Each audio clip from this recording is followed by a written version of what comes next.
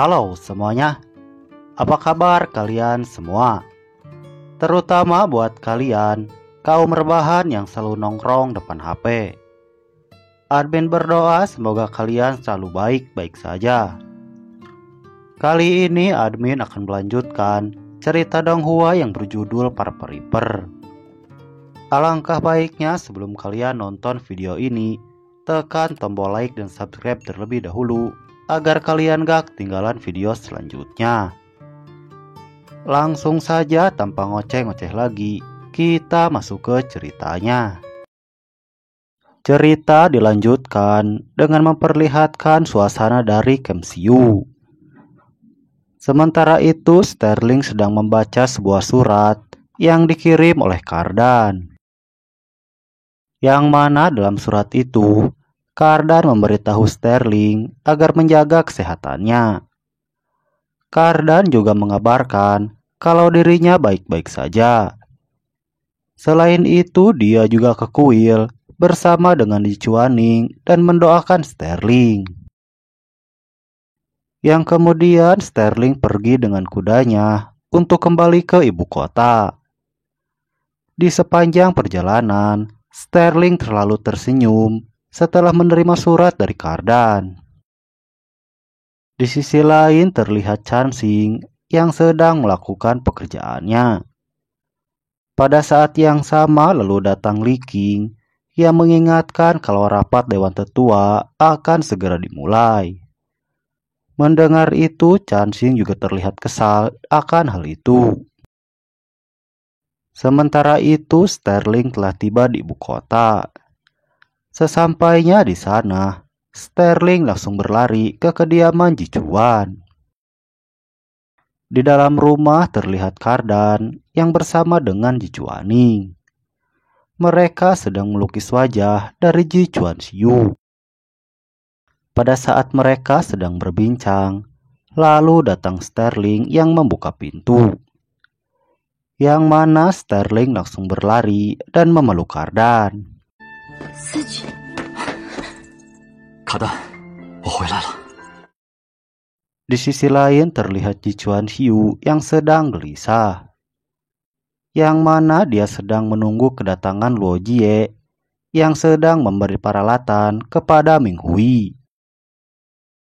Melihat Ji Chuanxiu yang tidak bisa diam, Bai Chuan lalu menyarankan agar mengirim Ming Yu untuk pergi. Baru selesai dia berbicara, lalu datang Luo Jie yang menemui Ji Chuanxiu. Melihat Luo Jie telah kembali, Ji Chuanxiu langsung menanyakan peralatan itu kepada Luo Jie. Kemudian Luo Jie melaporkan kalau semuanya baik-baik saja. Mendengar laporan Luo Jie, Ji Chuanxiu pun merasa ada yang aneh. Oleh karenanya Ji Chuanxiu mengajak Luo Jie untuk memeriksa perlengkapan itu. Namun pada saat kotak perlengkapan itu dibuka, hanya terdapat peralatan yang penuh dengan karat.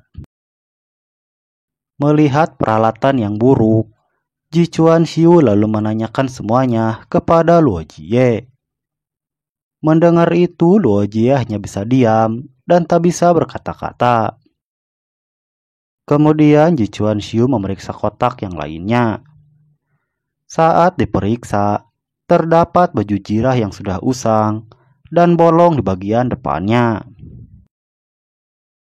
Pada saat yang sama, Bai Chuan memanggil Ji Chuanxiu untuk memeriksa busur panah yang ada di kotak.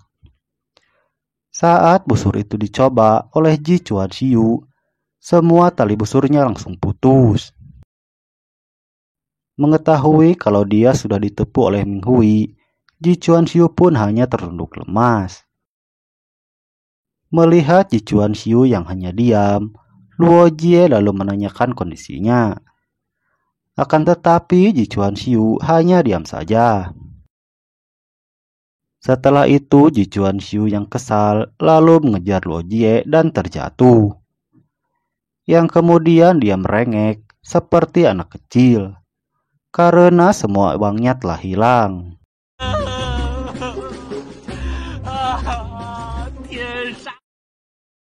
Pada saat yang sama lalu datang Ming Yu dan mengatakan kalau Lisa datang untuk menemui Ji Chuanxiu. Setelah itu Ji Chuanxiu pergi untuk menemui Lisa. Kemudian Lisa menjelaskan kedatangannya, yaitu untuk menagih bayaran atas makanan dan rumput yang dia peroleh.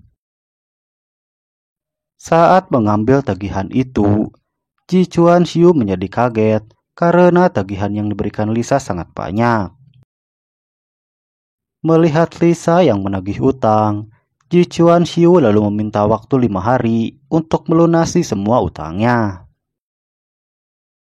Mendengar itu, Lisa pun menyetujuinya, akan tetapi dia juga memberikan ancaman, yang mana jika Ji Chuanxiu tidak melunasi hutangnya, maka dia akan bekerja sama dengan Ming Hui. Setelah Lisa pergi, Ji Chuanxiu lalu memanggil Luo Jie, yang mana Ji Chuanxiu memerintahkan Luo Jie pergi ke tambang untuk mencari batu permata. Sementara itu Dewa Tetua sedang melakukan pemeriksaan kepada Luo Minghai karena Geshan menolak panggilan Dewan Tetua. Saat sedang diperiksa, Luo Minghai memberitahu Dewan Tetua kalau ada orang yang menyuruh Geshan melakukan semua itu. Mendengar itu, Dewan Tetua mulai ribut dan mempertanyakan orang itu. Dengan begitu, Luo Minghai mengatakan kalau dia adalah rekannya. Yang kemudian Dilin dipanggil untuk menjelaskan semuanya kepada Dewan Tetua. Kemudian Dilin menjelaskan kalau Geshan ada di bawah kantor komandan. Selain itu, Dilin juga beralasan kalau dia memiliki hubungan dengan Luo Minghai, sehingga membuat semua orang menjadi kaget, termasuk juga dengan Chansing.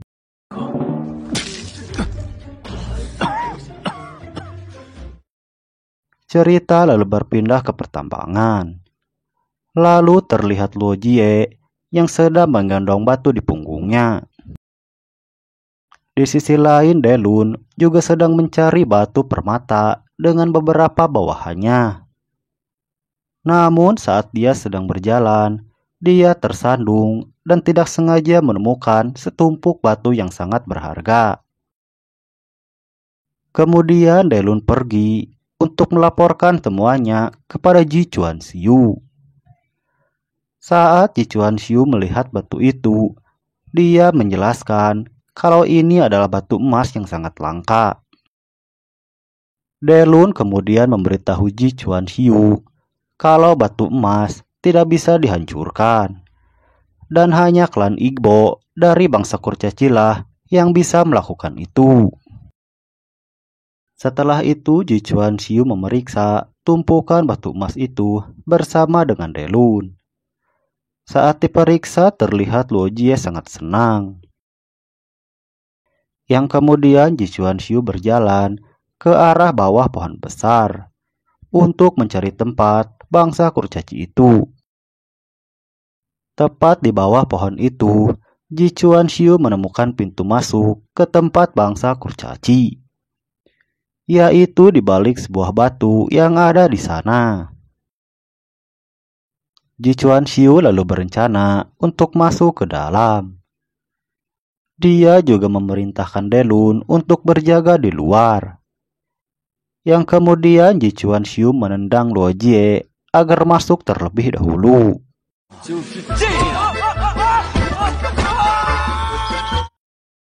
Di dalam gua, mereka berdua terus menyusuri jalanan yang ada, sampai mereka tiba di sebuah pintu. Ji Chuanxiu lalu memeriksa pintu itu, sampai dia menemukan sebuah tombol di dinding gua. Saat tombol itu ditekan, pintu batu itu pun langsung terbuka. Melihat pintu itu sudah terbuka, mereka berdua lalu masuk ke dalam. Di dalam sana terlihat banyak batu permata yang berkilauan. Sampai pada akhirnya, mereka menemukan tempat tinggal bangsa kurcaci itu. Terlihat kalau kurcaci itu sedang beraktivitas, dan mereka sedang membuat sebuah senjata. Di dalam sana terlihat seperti sebuah pabrik senjata bawah tanah. Pada saat Ji Chuanxiu sedang melihat aktivitas mereka, dia diketahui oleh salah satu kurcaci yang ada di sana.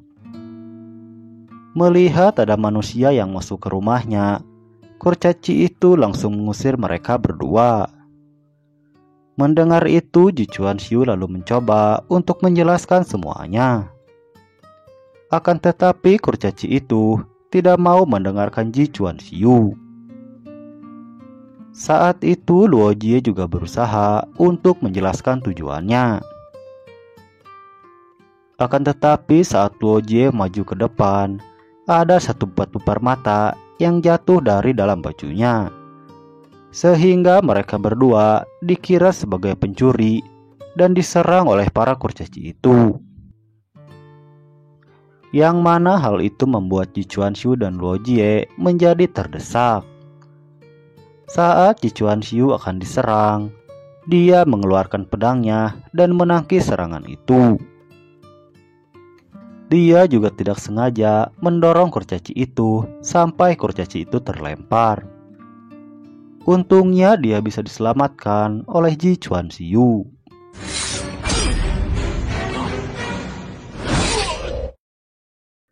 Setelah itu semuanya pun mulai tenang. Kurcaci itu lalu menanyakan pedang yang dipegang oleh Ji Chuanxiu. Yang kemudian kurcaci itu menanyakan nama dari Ji Chuanxiu. Akan tetapi setelah itu cerita pun berakhir. Lalu apa yang akan terjadi selanjutnya? Saksikan kelanjutannya di part berikutnya.